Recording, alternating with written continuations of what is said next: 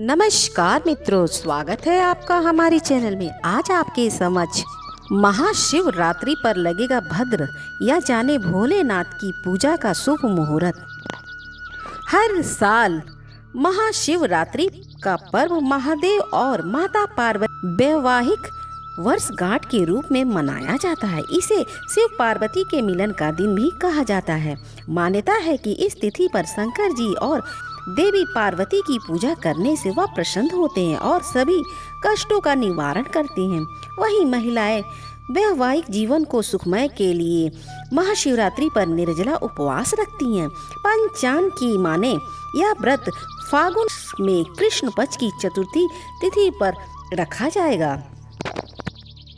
इस बार फागुन कृष्ण चतुर्थी तिथि 26 फरवरी को सुबह 11:08 से शुरू होगी और अगले दिन यानी 27 फरवरी 2025 को सुबह 8:54 पर समाप्ति होगी। उदय तिथि के आधार पर 26 फरवरी 2025 को महाशिवरात्रि का पर्व मनाया जाएगा। हालांकि इस बार महाशिवरात्रि पर भद्र का साया बना हुआ है।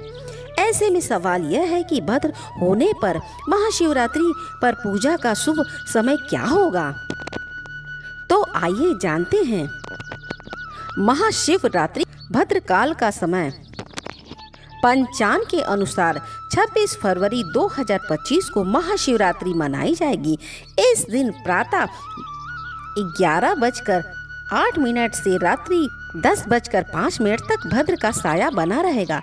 परंतु शास्त्रों का माने शिव कालों के काल महाकाल हैं, इसलिए भद्र का उनकी पूजा पर कोई प्रभाव नहीं होगा और पूरे दिन भोलेनाथ की पूजा की जाएगी। महाशिवरात्रि शुभ योग 26 फरवरी 2025 को महाशिवरात्रि के दिन श्रवण नक्षत्र बन रहा है, जो शाम 5:08 तक रहेगा। इस दौरान परिधा योग का सहयोग भी रहेगा। 4 पहर की पूजा का समय रात्रि प्रथम पूजा का समय 6:29 से रात 9:34 तक रहेगा। रात्रि द्वितीय प्रहर का पूजा 9:34 से 27 फरवरी सुबह 12:39 तक रहेगा।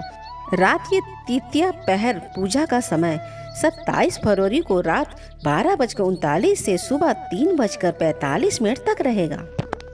रात्रि चतुर्थ पहर पूजा का समय 27 फरवरी को सुबह 3:45 से 6:50 तक रहेगा। शिव पूजा का निश्चित मुहूर्त। शिव पूजा का निश्चित काल मुहूर्त 27 फरवरी 2025 मध्य रात्रि 12:09 से 12:49 तक रहेगा।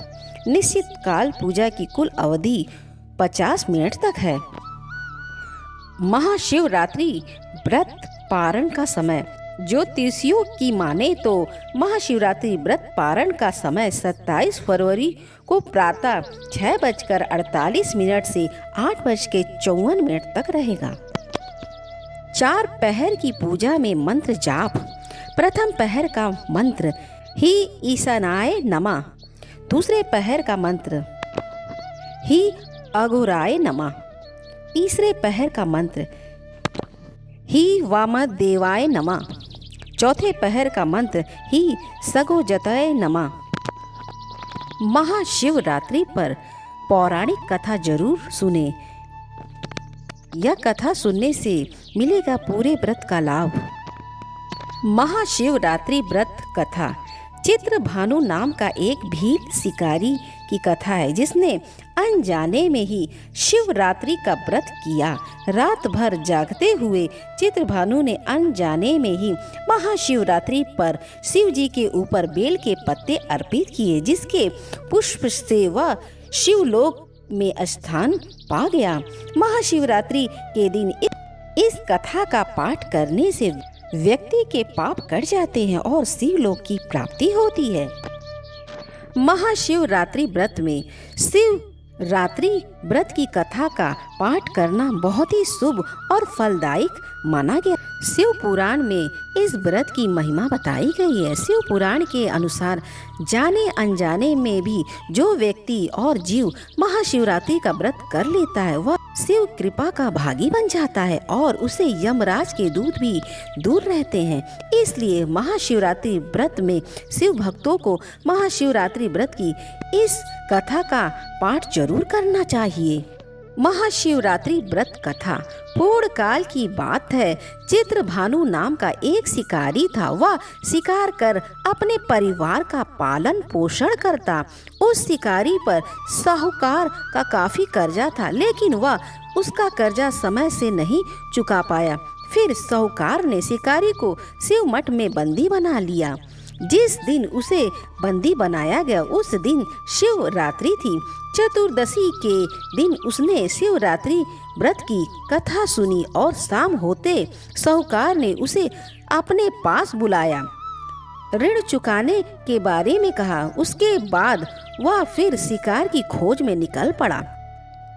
बंदी गृह में रहने के कारण वह बहुत भूखा था। शिकार की तलाश में वह बहुत दूर तक निकल आया। अंधेरा होने पर उसने जंगल में ही रात बिताने का फैसला किया।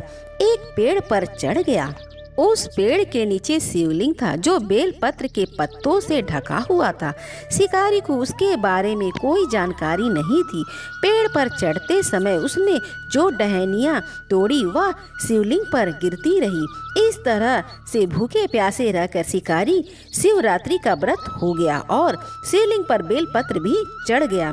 रात के समय एक हिरनी पानी पीने तालाब पर आई। शिकारी जैसे ही उसका शिकार करने जा रहा था, हिरनी बोली, मैं गर्भवती हूँ, शीघ्र ही प्रसव करूंगी।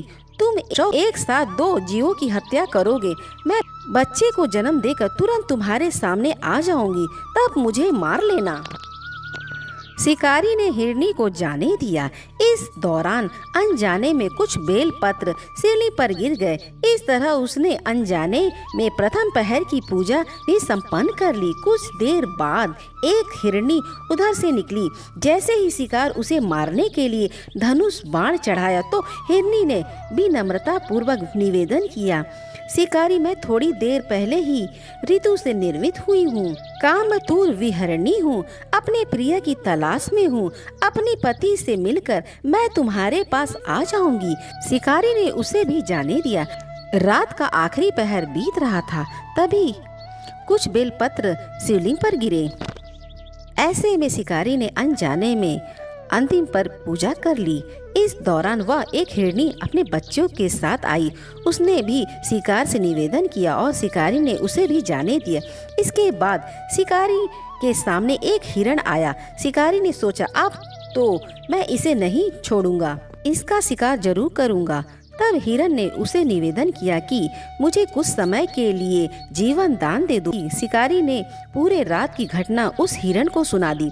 तब हिरण ने कहा कि जिस तरह से 3 पत्नियां प्रतिबंध होकर गईं और मेरी मृत्यु से अपने धर्म का पालन नहीं कर पाएंगी, जैसे तुमने उन्हें विश्वास पात्र मानकर छोड़ा है, मुझे भी जाने दो। मैं शिकारी ने उसे भी जाने दिया। इस तरह सुबह हो गई। उपवास, रात्रि जागरण और शिवलिंग पर बेल पत्र चढ़ाने से अनजाने में ही शिवरात्रि की पूजा पूर्ण हो गई। लेकिन अनजाने में हुई पूजा का परिणाम उसे तत्काल मिला। थोड़ी देर बाद हिरण और उसका परिवार शिकारी के सामने आ गया। उन सभी को देखकर शिकारी को बहुत गिलानी हुई और उसने पूरे परिवार को जीवन दान दे दिया। अनजाने में शिवरात्रि का व्रत का पालन करने पर उस शिकारी को मोक्ष की प्राप्ति हुई। जब मृत्यु काल में यमदूत जाने आए तो शिवगणों ने उन्हें वापस भेज दिया और उसे शिवलोक में ले गए। शिव जी की कृपा से चित्रभानु अपने पिछले जन्म को याद रखा और शिवरात्रि के महत्व को जानकर उसका अगले जन्म में भी पालन करता रहा। अगर मेरी वीडियो आपको अच्छी लगी तो हमारे चैनल को सब्सक्राइब करें।